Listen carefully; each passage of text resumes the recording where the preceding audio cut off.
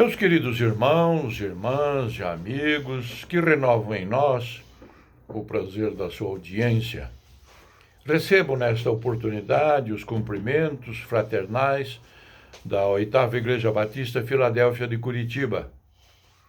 Hoje vamos estudar mais uma importante lição. Ela é extraída da Palavra de Deus e é da autoria do ilustre pastor Jefferson Turbay Braga.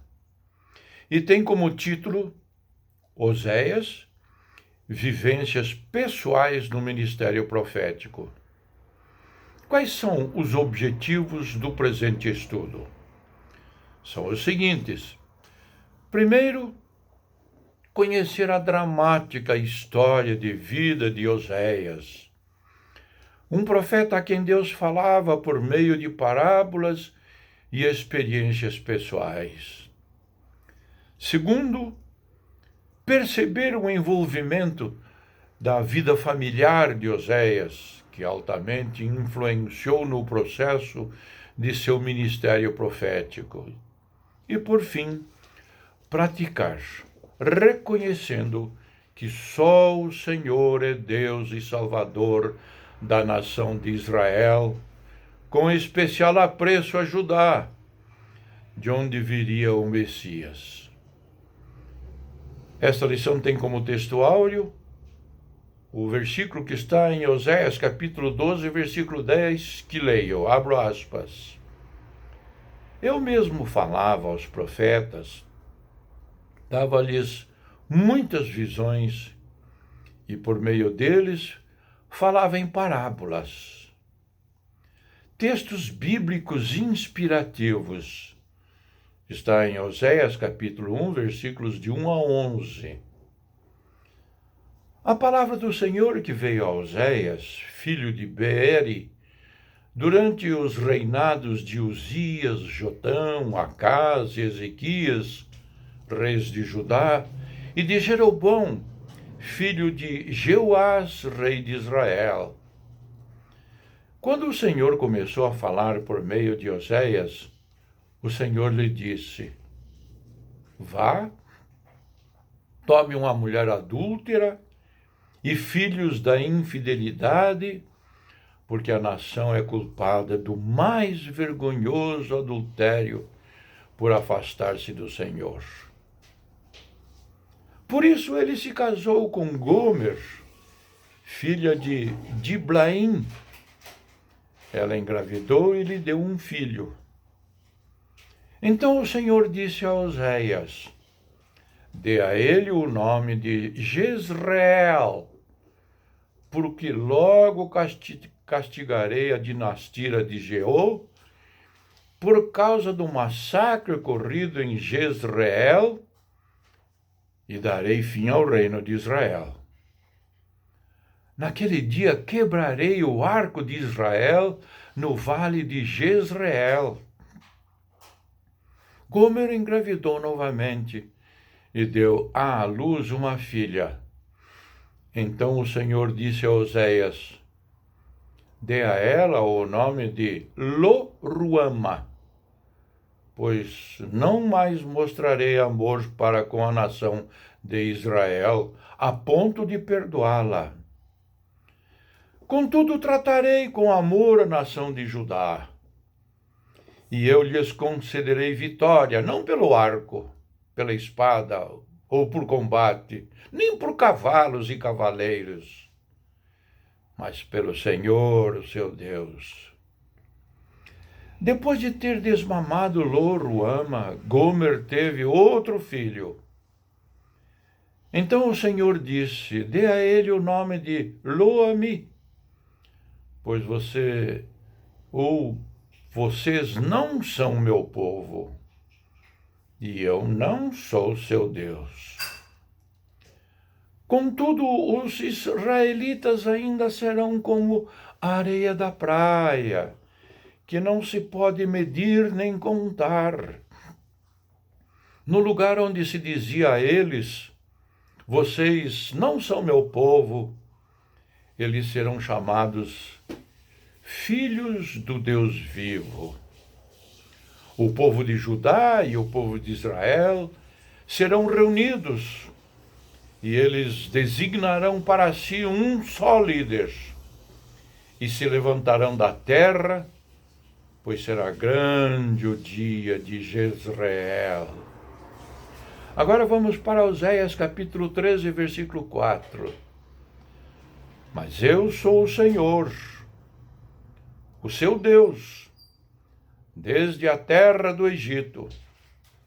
Vocês não reconhecerão nenhum outro Deus além de mim, nenhum outro Salvador senão a mim.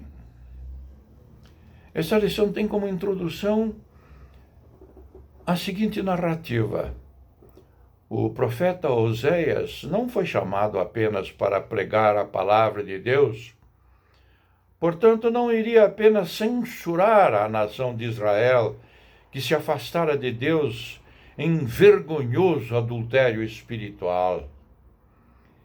Ele foi chamado a sentir a dor que Deus sentiu, ou seja, a frustração, a tristeza, a aflição, a tortura, a agonia profunda de ser traído em seu próprio lar. O teólogo Crabtree disse: Deus escondeu um evangelho no coração profundamente ferido de seu servo. Sobre o contexto histórico no qual viveu o profeta, podemos mencionar as potências políticas dominantes: Egito e Império Neo-Assírio, Oriente Médio. Pobre Israel, seu período de ouro com Davi e Salomão passara. O chamado povo de Deus, apesar de viver uma grande prosperidade material e financeira, passava por um processo de corrupção religiosa e tornou-se comum a adoração a deuses estrangeiros e falsos. A nação outrora fiel vivenciava o gradual abandono da palavra, da oração, da fé e dos princípios morais mais elevados. Crise moral e doutrinária. De resto, uma situação bem semelhante à que ocorre hoje na igreja cristã. Esquecia-se a nação de que, abro aspas, um povo sem entendimento precipita-se à ruína. Oséias capítulo 4, versículo 14. Ou, o povo sem entendimento cairá. Bem assim ocorre hoje. Ademais, havia também uma crise social, de justiça e igualdade econômica. Os pobres, os desfavorecidos, eram oprimidos pela elite religiosa e financeira. Como Deus se sentia? Como Oséias se sentiu? Como se sentem os crentes fiéis hoje?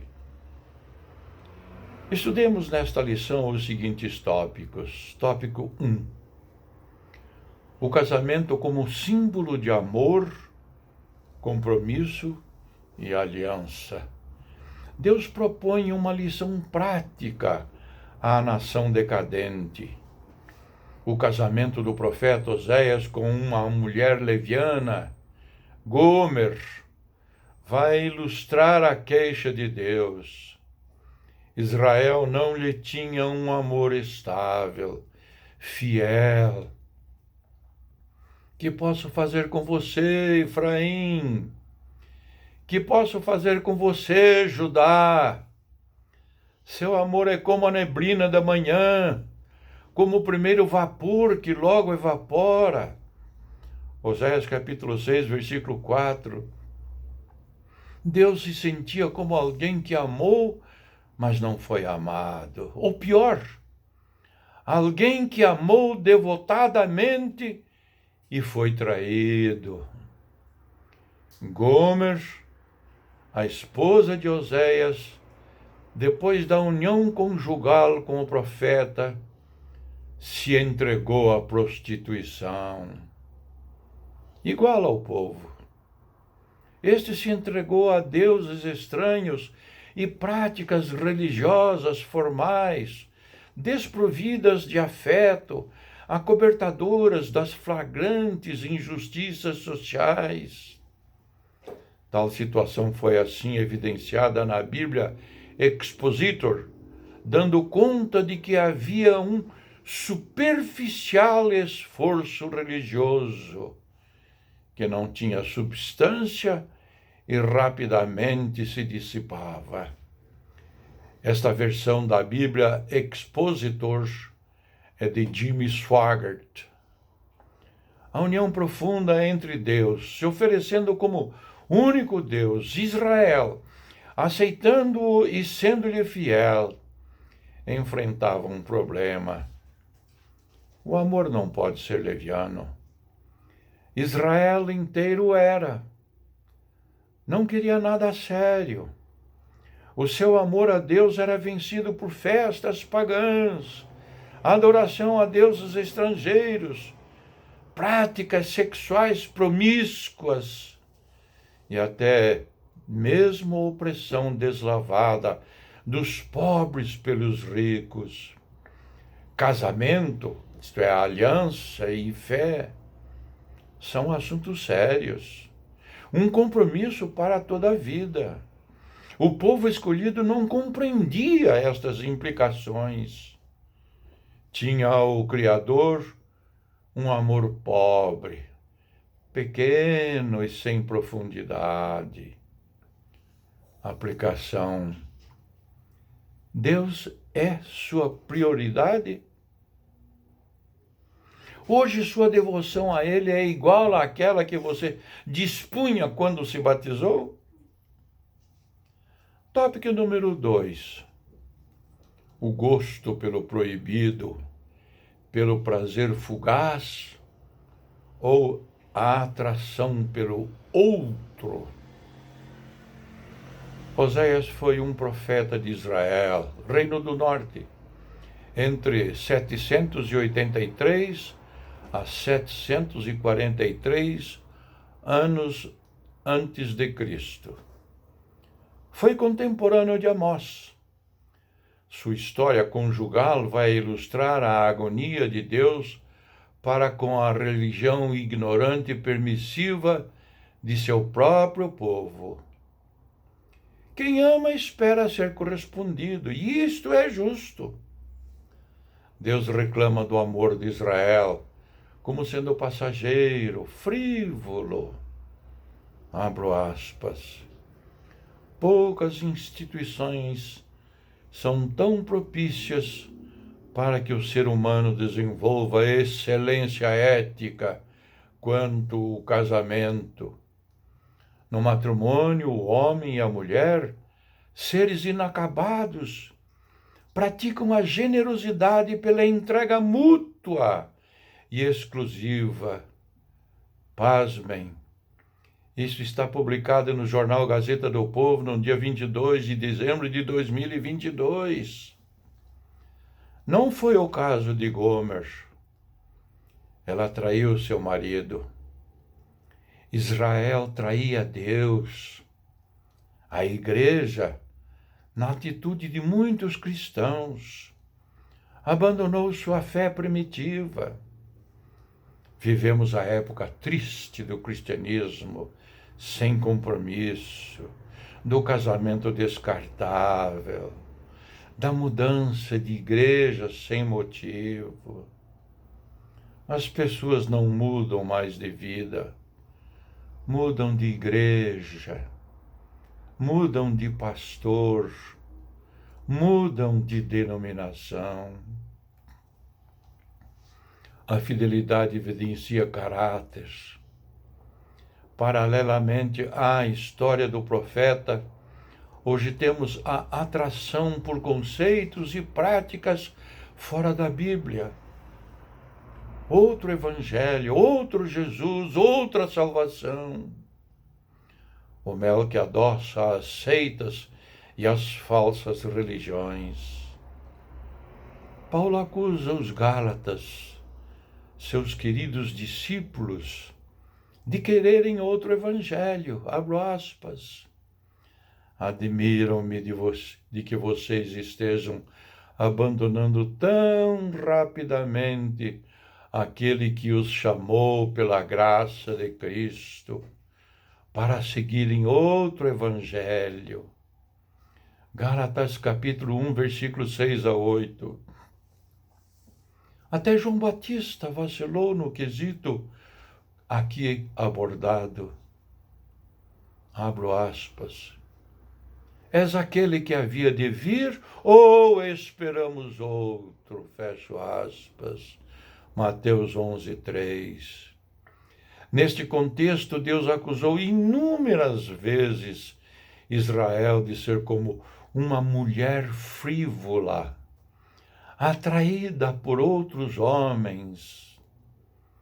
Em Ezequiel capítulo 23, versículos 12 e 13, o texto diz: ela, entre parênteses, desejou ardentemente os assírios, governadores e comandantes. Que vergonha! Em Ezequiel capítulo 16, versículo 32, o texto clama: você, mulher adúltera, prefere estranhos ao seu próprio marido. São alegorias da nação infiel, textos muito fortes. A infidelidade não estava na qualidade dos outros deuses, entre parênteses, amantes. Estava na paixão desenfreada da nação pretensamente santa. Aplicação. Você é fiel a Deus? Vou repetir esta pergunta. Você é fiel a Deus? À sua fé? Como a igreja se comporta em relação ao seu compromisso com Deus? Tópico terceiro. Volta, Israel. É um apelo. A infidelidade de Israel foi ilustrada pelo casamento de Oséias. A esposa volta as costas ao marido e vai atrás de amantes indignos. Abro a parênteses. Vai e tome uma mulher adúltera.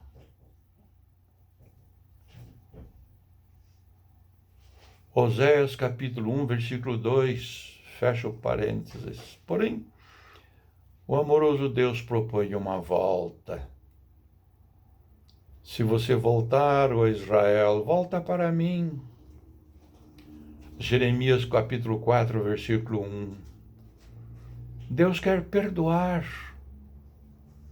Isto porque Deus nunca desiste de amar.